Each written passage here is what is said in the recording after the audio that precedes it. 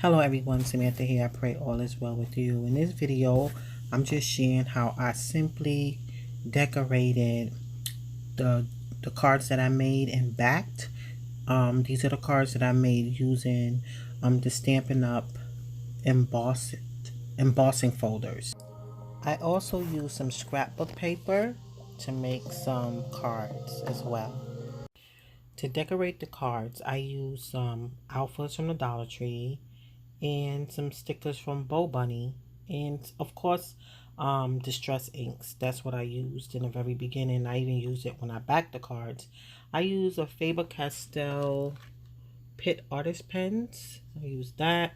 Sharpie. I did use a Pentel Sparkle Pop pen, and yeah, that was it. It wasn't a lot of items that I used to decorate with. And so I just decorated with some alphas, a couple of images, and I used some inks, and it was very, very easy.